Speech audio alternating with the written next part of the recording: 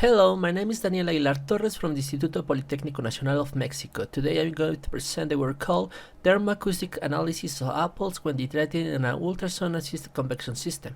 This work was carried out in collaboration with researchers and PhD students from the Instituto Politécnico Nacional of the academic units ESIME Culhuacán and Cicata Querétaro and the Universidad Autónoma del Estado de México Centro Universitario Nezahualcóyotl. The program to be attended today will include a brief introduction of the topic developed, the case studies attended, the mathematical models used, the simulation considerations taken into account for the solution of the problem by the finite element method, the results obtained, the conclusions, and finally the future opportunities of this work. First of all, dehydration is a food preservation method that works by removing water from a food in the shortest possible time. However, conventional dehydrator processes have a low efficiency, and in the quest to improve it, ultrasonic systems that assist conventional dehydrator systems show promise in improving the efficiency of dehydrator processes. This work has focused on studying the behavior of ultrasonic waves and the thermal effects they produce in apple samples. This work shows the study of the spatial and temporal behavior of ultrasonic waves and the thermal effects they produce on apple samples using the finite element numerical method. For this purpose, two cases of studies have been considered. The first one has a dehydrator chamber of 27 by 20 by 20 cm containing 5 levels of apple samples with a thickness of 0.5 cm and a piezoelectric transducer placed in the lower central part of the dehydrator chamber. The second case is based on modifying the geometry of case 1 by uniformly placing the piezoelectric transducers in the lower part of the dehydrator chamber. Now, to perform the spatial analysis of the behavior of ultrasonic signals in the dehydrator chamber in the 5 levels of samples, the wave equation has been established in its general form, together with the mathematical modeling that describes the behavior of the change of the temperature inside the apple samples in the time domain, considering the effects of the ultrasonic waves that radiate the apple samples. The two models to be used are shown in equation 1 and 3. In order to obtain the approximation in the spatial and temporal domain of the ultrasonic signal behavior by the finite element method, the geometry to be used and the useful mathematical models were established. Now, it is necessary to define the necessary physical parameters that will have to define these dynamics. These parameters are specified for the apple in Table 1.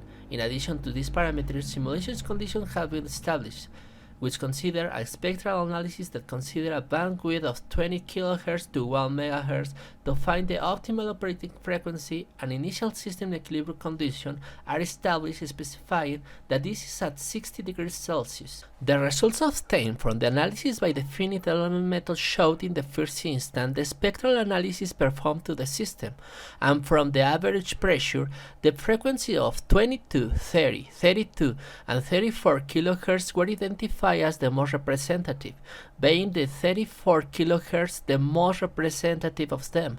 This can be seen in Figure 2a. After identifying the optimum operative frequency, a spatial analysis was performed to describe the behavior of the ultrasonic signal considering the two cases studied mentioned above for each of the frequencies. The spatial analysis of 20 kHz with 1 and 3 transducers is shown in Figures 2b and 2c, for 30 kHz in Figures 2d and 2e, for 32 kHz in Figure 2f and 2g, and finally for 34 kHz in Figures 2h and 2i.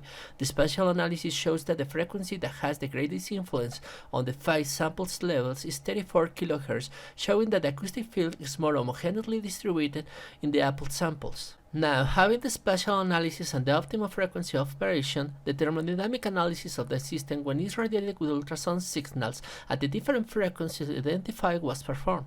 For this analysis, it is considered that the sample should not exceed 70 degrees Celsius with a margin of error of 1 degree, because if these temperatures exceed, there may be a structural and nutritional damage to the food.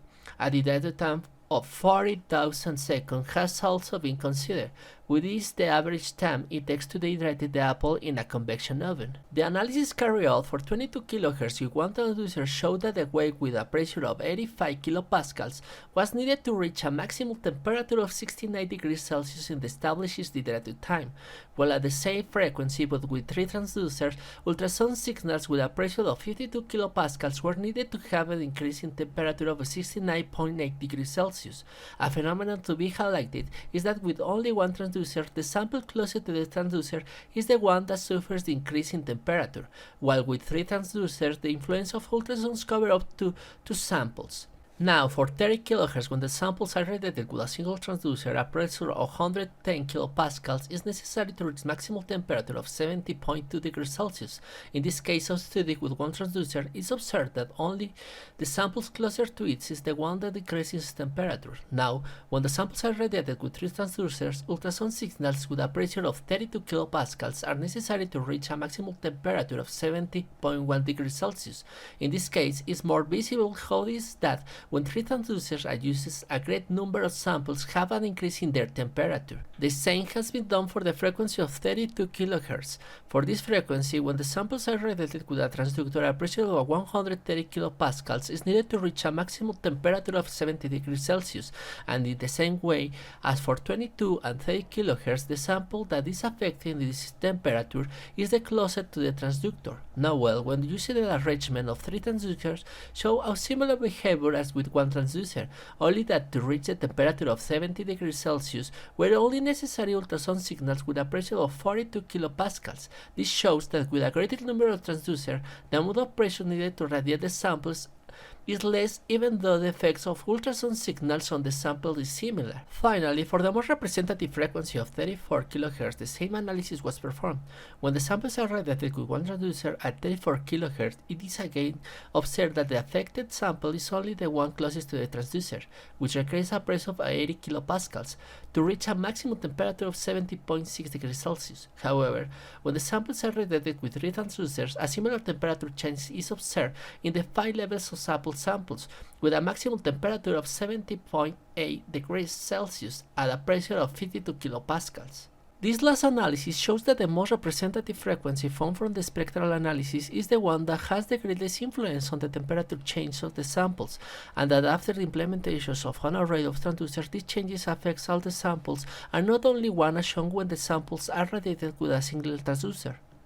Thus, from the thermoacoustic analysis performed, it was possible to identify the optimal operative frequency and describe the spatial behavior of the ultrasound waves and the influence of the ultrasound signal in a convection system with equilibrium condition at 60 degrees Celsius in the time domain was also described. As a consequence of the analysis, the pressure with which the waves must be generated to influence the Apple samples in such a way that reach 70 degrees Celsius with a degree of tolerance to avoid structural nutrition damage to the food were determined.